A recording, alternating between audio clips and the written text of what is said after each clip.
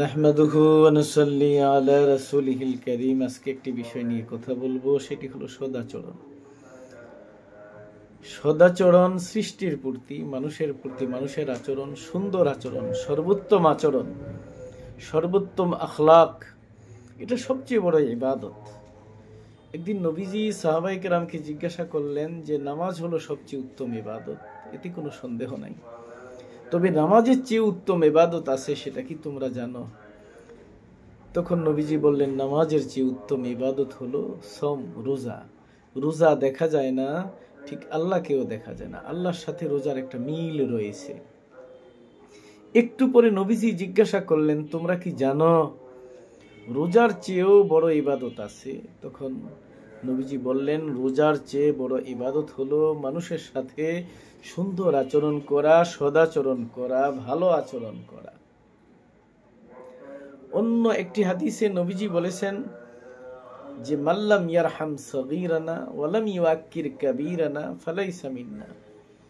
যে ব্যক্তি ছোটকে স্নেহ করে না এবং বড়কে সম্মান করে না, ছোটকে স্নেহ করে না, বড়কে সম্মান করে না, সে ব্যক্তি ফালাইসা মিন্না, আমার দলভুক্ত না, সে আমার উম্মত না, সে মুসলমান না, সে মুমিন না। সুবহানাল্লাহি ওয়া বিহামদিহি।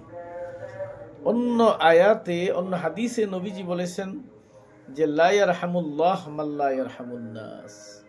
ওই ব্যক্তির উপর আল্লাহ পাক রহম করেন না, দয়া করেন না, ভালোবাসা দেন না যে ব্যক্তি মানুষকে ভালোবাসে না। মানুষের উপর যে রহম করে না, আল্লাহ পাক তার উপরে রহম করেন না। এখানে আরেকটা হাদিস আছে, আর রাহিমুন ইয়ারহামুহুমুর রহমান। দয়াময় তো তারা যাদের উপর রহমান দয়া করেছেন, দয়াময় তারা যাদের উপর রহমান দয়া করেছেন। আর ইরহাম মান ফিল আরদ, আপনি জমিন ওয়ালাদের উপর দয়া করেন, আসমান ওয়ালা আপনার উপর দয়া করবে। সুবহানাল্লাহ। আরেকটি হাদিসের মধ্যে নবীজি বলেছেন যে আল্লাহ পাক দয়া, মায়া, ভালোবাসা এগুলোকে 100 টুকরা করেছেন। দয়া মায়াকে 100 টুকরা করে 99 টুকরা তার নিজের কাছে রেখে দিয়েছেন, আর এক টুকরা দিয়া আল্লাহ পাক গোটা কায়নাতকে সাজাইছেন। সুবহানাল্লাহ।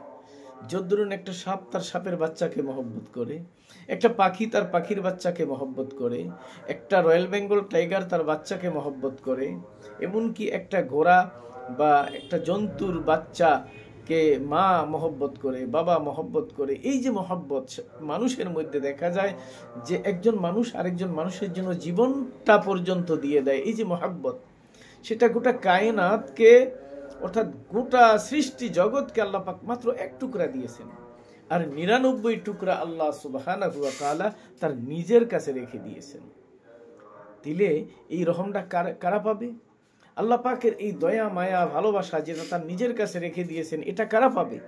এটা পারবে ওই ব্যক্তিরা যে আল্লাহর সৃষ্টির উপরে, মানুষের উপর রহমত, দয়া, মায়া, ভালো আচরণ, সুন্দর আচরণ, সদাচরণ করবে। একটি হাদিসের মধ্যে নবীজি বলেছেন যে এক ব্যক্তি অনেক নামাজ পড়ে, এক মহিলা অনেক নামাজ পড়ে, নফল পড়ে, সাদকা করে, যাকাত দেয়, অনেক তাসবিহ তাহলিল তার, কিন্তু মানুষের প্রতি আচরণ ভালো না। নবীজি এ কথা শুনে তখন বললেন, হিয়া ফিন্নার, সে জাহান্নামে যাবে। আরেক ব্যক্তি সম্পর্কে নবীজিকে বলা হলো, সে খুবই কম নামাজ পড়ে, তবে ফরজগুলো পড়ে, এবং অনেক বেশি নামাজ সে পড়ে না, এবং অনেক বেশি দান খয়রাতও করে না, অনেক বেশি তাসবিহ তাহলিল নাই, তবে ফরজ যেটা সেটা পড়ে, কিন্তু তার আচরণ অনেক ভালো। নবীজি বললেন, হিয়া ফিল জান্নাহ, সে জান্নাতে যাবে। সুবহানাল্লাহ। এই জন্য দেখা যায় নবীজির কিনার দিয়ে একটা লাশ নিয়ে যাচ্ছে, তখন সাহাবীরা বলল, ইয়া রাসূলুল্লাহ, এই ব্যক্তির লাশ, এই ব্যক্তিটা খুব ভালো ছিল। নবীজি বললেন, ওয়াজাবাত, ওয়াজিব হয়ে গেল। আবার এক ব্যক্তির লাশ নিয়ে যায় নবীজির কিনার দিয়ে, নবীজিকে সাহাবায়ে কেরাম বললেন, ইয়া রাসূলুল্লাহ, লোকটা খুবই খারাপ ছিল। নবীজি বললেন, ওয়াজাবাত, ওয়াজিব হয়ে গেল। তখন সাহাবায়ে কেরাম জিজ্ঞাসা করলেন, ইয়া রাসূলুল্লাহ, উভয় ব্যক্তির ক্ষেত্রে আপনি একটাই শব্দ বললেন, ওয়াজাবাত, ওয়াজিব হয়ে গেল, ব্যাপারটা কি? তখন নবীজি বললেন, আমার সাহাবীরা, যে ব্যক্তি সম্পর্কে তোমরা ভালো কথা বলেছো, ভালোত্ব সার্টিফিকেট দিয়েছো, আল্লাহ পাক তোমাদের এই ভালো কথার উপরে ফতুয়া দিয়া তার জন্য জান্নাত ওয়াজিব করে দিয়েছেন। আর যার ব্যাপারে খারাপ বলেছো, আল্লাহ পাক তোমাদের খারাপ বলার উপর ফতুয়া দিয়া তার উপর জাহান্নাম ওয়াজিব করে দিয়েছেন। এই জন্য প্রিয় ভাইয়েরা, মানুষের মাঝে গ্রহণযোগ্যতা এটা আল্লাহ পাকের একটি নিয়ামত, অনেক বড় নিয়ামত।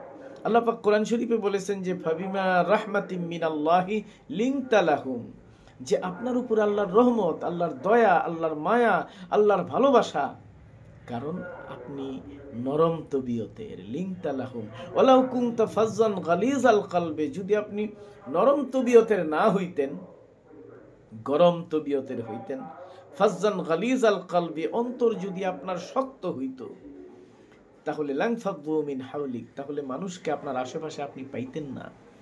তাহলে বোঝা যায় যে নরম তবিয়তের যারা, তাদের গ্রহণযোগ্যতা বেশি। আল্লাহ পাক সেই নরম তবিয়ত আল্লাহ রাসূলকে দান করেছেন। এই জন্য আল্লাহ বলেছেন, ওয়া ইন্নাকা লাআলা খুলুকিন আযীম, হাবিব আপনি হলেন পুত পবিত্রতম চরিত্রের উপর অধিষ্ঠিত, আমি আল্লাহ সাক্ষ্য দিচ্ছি। সুবহানাল্লাহি ওয়া বিহামদি।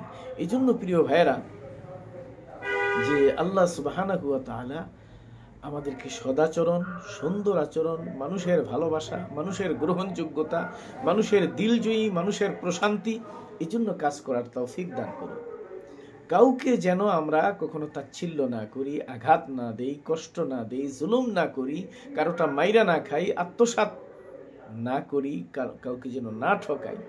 যদি এই কাজগুলো করি, তাহলে নামাজ, রোজা, হজ, ইবাদত দিয়ে কিন্তু পার পাওয়া যাবে না, সামান্য না। আল্লাহর কাছে সবচেয়ে গুরুত্বপূর্ণ ইবাদত হলো সদাচরণ করা, সুন্দর আচরণ করা।